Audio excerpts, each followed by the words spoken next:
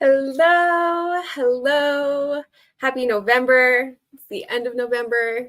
Happy holiday season. Good to see you all today. It's chilly here where I'm at in East Tennessee. Let me know if winter has hit wherever you're at.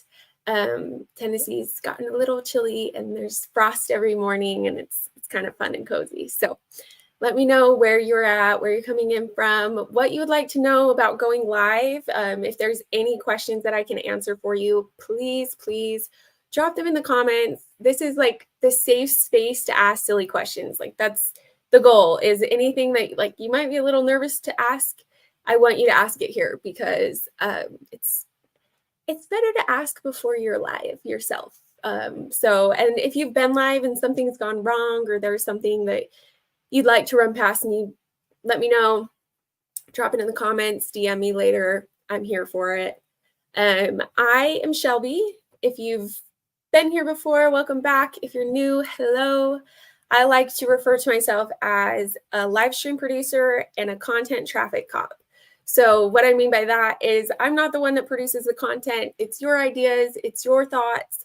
I just make it go the right place at the right time and look the right way so that people will read and engage with it. So that's the official title I've come up with for myself. So I like to start each show kind of talking about wins and fails for the month. If you've been here before, you've heard me do this. I've been doing it all year long. And this month was huge. It was a huge win for me and a really exciting thing. I got the chance to record a course with LinkedIn Learning all about StreamYard. So I've put like all of my tips and tricks into, I think it's probably going to be about an hour-long course that will be coming to LinkedIn Learning, I believe sometime Q1 next year. So when it's there, don't worry, I will let you know. I'll fill you in. I'm pretty sure I can make a couple of the videos free for you to watch. So stay tuned on that. I'm very excited. I have a couple of things in there that I'm going to touch on a little bit today, but I go into it in quite a bit of depth later on. So Jan, nice to see you. Longtime LinkedIn Learning author. So excited that you're here. LinkedIn Learning authors, there's always a push for them to go live. So Jan, like if you even have an inkling of wanting to go live, I highly recommend it. It's a great way to talk with your learners that have been taking your courses, because if you create a live stream, it notifies your learners and says, hey, an instructor that you've taken a course from is going live next week or whenever it is. And so it sends them a notification. So it's kind of like a sneaky way to stay on people's radar, just so you know. So yes, I got to go out to California and record a course with LinkedIn Learning all about StreamYard. I'm very excited about it. But my major fail of the month was we missed our flight coming back. And actually, you know what? We didn't miss the flight. We missed baggage, which I feel like is different. I have never ever missed a flight in my entire life. And of course, I missed like the worst flight possible that you could ever miss. I had 2 kids with me. My husband was with me, luckily, all of that. But yeah, we missed baggage by 2 minutes and they told us we couldn't bring our car seats. So essentially we missed the flight because you can't really go anywhere without the car seats with the kiddos. So it was a huge bummer, major fail. I'm glad that we all made it home, because for a second there, I thought it would never end. It was rough. So if you had any like Thanksgiving travel that went rough, just know like I was there with you, and it was a disaster, but we're home. So that was my fail of the month. Feel free to share yours. We're all about failing here. That's the idea. The more we try things, the more we fail at things. And that's kind of been my New Year's resolution, which I'm actually really happy to say I've stuck with this year, of trying new things and failing at a lot of things. So that's good. So today, I am going to dive into just some live streaming basics. If you're new and you've never live streamed before, I'll kind of run through what that looks like. The next portion, what to know before going live, is how to start your live stream smoothly. I see this a lot because sometimes when people go live, they instantly start talking because they're nervous, and your destinations like LinkedIn or YouTube don't connect in time, and it's not a smooth start. So that's one thing that I've learned the hard way and kind of figured out a system for. And then what to know while you are live, like actively talking with people, and then what to do if things go poorly, because it is live. Things will go poorly at some point if you go live frequently. So just kind of having a game plan for that, and also knowing it's common is key to like not letting it completely derail you or your show. So first things first, streaming on LinkedIn specifically requires a third-party tool. So what I mean by this is this that I'm on here now is what I call, well, it's called StreamYard. And this is the tool that I love and use and what my course is going to be on. But you have other options. This big R is Restream, restream.com. It's another third-party tool that does really good. I've used it in the past. I really like it. I'm not completely won over to it. Obviously, I'm kind of a StreamYard gal, but it is a good option. And then there's the option to use Zoom, which I highly do not recommend because it's very confusing. It does technically work, but it requires like a lot of like connecting things with codes, and like it's just kind of clunky. So there's that option. I have to put it out there because people are comfortable and know Zoom, but it's not an option I recommend at all. So sorry, Zoom. I hope you're not listening. So the reason I love StreamYard is because it makes things look more professional and unified across multiple platforms. So right now I'm live on LinkedIn and on YouTube at the same time. Both audiences are seeing the exact same thing. And it's just, you can kind of make it fun and make it unique, your own thing. I got the QR code there. I've got my slides that I put in easily here. I've got the overlay, this transparent overlay right here. And I'm going to talk a little bit more about that in a second too. So it makes things look super professional. Jen says, I heard code and was like, nope, yep, that's me too, Jen. Whenever something requires coding, I'm like, deep breaths, like probably not for me. Sometimes I try, but probably not. It also makes the content, using StreamYard makes the content really easy to repurpose. And they've actually just implemented a new tool that I am loving, where you can like mark points in the conversation that you like, and then it makes it so much easier to go back and repurpose, because built into StreamYard, they have an option to like cut to 1 minute snippets from the conversation, which 1 minute is the golden standard for YouTube Shorts and Instagram Reels, and honestly just attention spans. So it's kind of cool that they have that built in. So it's like we get the long form video when we go live, and then we get those short form little nuggets of wisdom that you can pull from the conversation. Really, really easy. Jen says, I saw that and forgot to use it Monday. I would love if you would use it, Jen. It would be awesome for me. So, and then third, the reach is better because, again, I'm going to use the Zoom example. With Zoom, you're signing on to Zoom. You're having a conversation, usually with a guest. Most people that go live with a guest. And it just kind of like lives on Zoom, dies on Zoom. It's just there. StreamYard does a really great job of allowing you to connect the destination of your guest. What I mean by that is, I'm on Shelby's LinkedIn right now, right?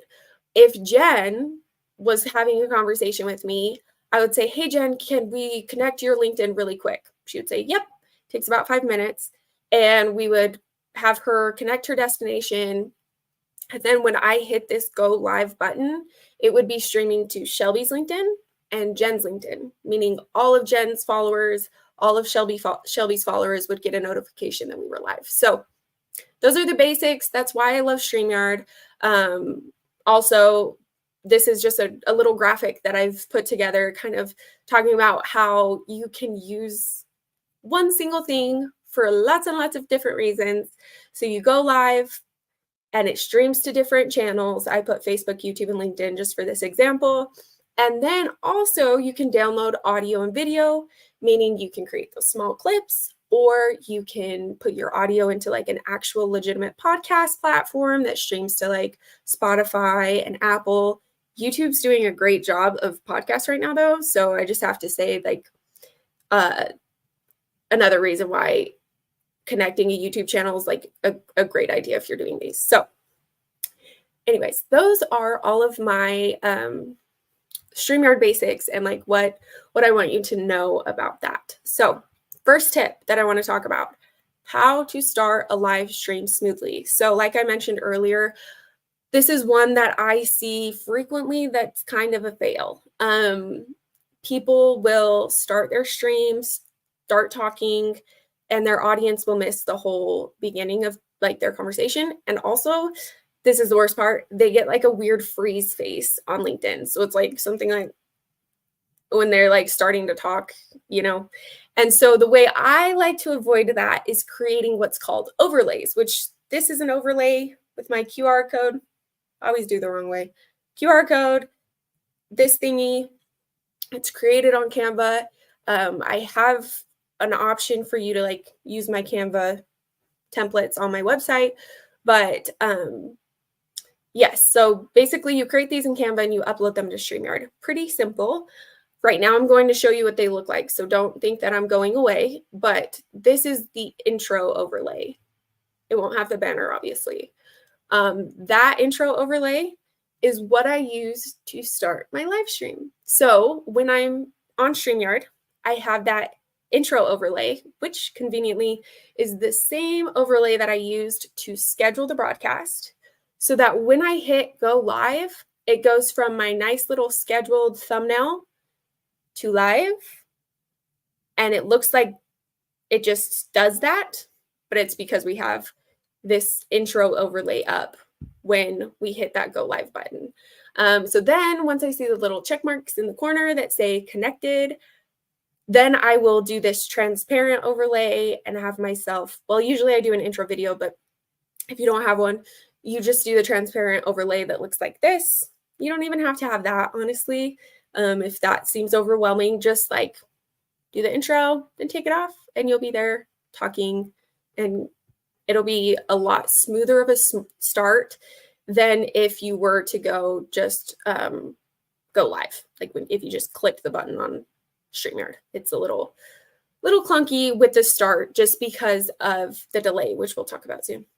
So I made a little list of different overlays that I think everybody should have when they go live. The scheduling / the start, those can be the exact same. A way to promote like this QR code, that would be on like your transparent overlay, like one while you're talking. And then the end screen, I'm going to show you what that looks like right here. This is what the ending screen looks like. And again, I will share more with you as to why I think that's important soon. So that is how I do start live streams smoothly. It always goes very, very smooth and makes me not have any like awkward freeze faces too when people are live. So again, here's a copy of mine. Here's a QR code to a copy of my Canva template. If you would like to check them out or use them, copy them, I want you to, all of that. So I'm sorry, I'm just reading Jen's comment. To have an intro because of the delay. Yeah, so she says, do you want to change mine now? It's, yeah, easy to do. Sorry, Jen, I just like read that in my brain. I should have read it out loud. So she's just saying that an intro helps because of the delay, which we are going to talk about next. When we say the delay, what to know about when you are live. So a lot of people think about like looking at the camera and having a happy face and wearing a cool outfit or something. And all of that is super important and great. But because I'm like a more technical behind the scenes type of person, I want to let you know that when you go live, what you're talking to on the screen, like me seeing myself now, I'm about 10 seconds ahead of what you're seeing on LinkedIn. So this is super duper important when it comes to engaging with your audience, which is another thing that you need to do while you're alive, because that's like why live streaming is fun. Aside from like the fact that we're doing like a long form video and getting content out onto the platforms, whatever those platforms may be, live streaming is one of the last ways to connect with your audience immediately. So like for me, mama too, busy person, aren't we all of that. Sometimes when I do like written posts or picture posts on LinkedIn or other platforms, I'm the worst at getting back to people's comments. Like I read them, I either laugh or like I have thoughts about them, but I'm usually like cooking dinner or I don't know, grocery shopping or something. And I'm like, oh, I want to give like a thoughtful response to that. I'll have to come back to it later. And I don't. Which is why I love live streaming, because it's like when people comment, you can instantly like back and forth have a conversation, create that relationship without it being like, oh, I forgot to comment back. Oh, I got to go back to that. So make sure that you're involving your audience, make sure that you're having a conversation with them, but also make sure you remember there's a little bit of a delay. So if you ask questions, just know that your audience needs a minute to hear you. So what I always recommend on that is having some sort of answer or story in between your actual question and when you start looking to the comments for answers. So, for example, saying like, how often do you post on LinkedIn? And then answer me in the comments. And then as people are answering you, you say, I don't know, I'm busy and sometimes I can post every day, but a lot of times it's once a week. And because it's once a week, I like to do my posts at 10 o'clock on Tuesdays or whatever, just kind of having like your own story or answer to the question you're asking while you wait for people's comments to come through. So the delay more than anything, I think, is that big like difference between other content and live streaming. Still do all of the things, try to look at the camera, try to like be happy and smiley and all of those things. But just remember that one piece is a little bit different with a live show. So moving on to tip number 3, what to do if things fail. And unfortunately, they will. At some point, something will go wrong and it's okay. It's not the end of the world. This is why, like, I think it's extremely important to have somebody behind the scenes. And I did not do that last month. I did not have somebody behind the scenes. I went live and my microphone did not connect properly. And y'all, I sat and talked to the screen just like this for 20 whole minutes without realizing that it hadn't connected properly, because the other part of that was I wasn't seeing comments come through. It was like, it was Halloween or like the day before Halloween. It was like some spooky magic was happening that was making everything not work on the same day, which doesn't happen frequently. I mean, I produce multiple shows. Lots of them are weekly shows. I don't see that a lot. It's not like that is a common thing to not have the comments work. I've only had it happen one other time, and that was 3 years ago, like when StreamYard first started. So it was strange because people were trying to tell me that my microphone wasn't working, and I was just la la la la la. And I had no idea. Had I had somebody in the background, right now today, I have my trusty old Natasha in the background to tell me if things are not working, if I am sounding funky, anything like that. She's there and she would help if anything went wrong, because there's a couple of things that you can do when things go wrong. And I hope they never do, but I want you to have a game plan for when they do. So first and foremost, if your internet is struggling, which is the most common fail I see, and especially as we go into like these winter months where there's weather that can be a little sketch, here are the suggestions that I have for you for that. So I put a little holiday humor in here for you with my Oh Fudge hat graphic thing. But anyway, so if glitches happen, one of them being the internet failing, the first thing I would do is move closer to the router. So if you can, while you are live, move closer to the router, like if it doesn't look strange or you're close enough. If you need like a second to move closer to the router and you don't want everybody seeing your messy house or whatever it is, put up the intro overlay. Again, this is still live, but people aren't going to see me getting up and moving. So that's like one little way to kind of help.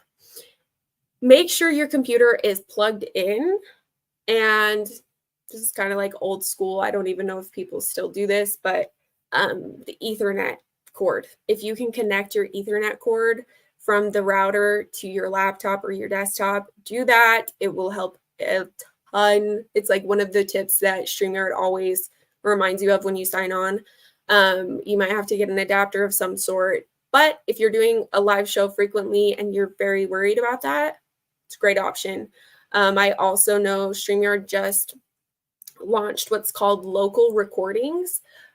So what that means is a lot of people, and this is one of my, I think you should do this. If you have a podcast, go live when you record that podcast with your guest. Again, you can connect and get their audience engaged. And then also it's just like a nice piece of content on both of your platforms if you brand it correctly. But that being said,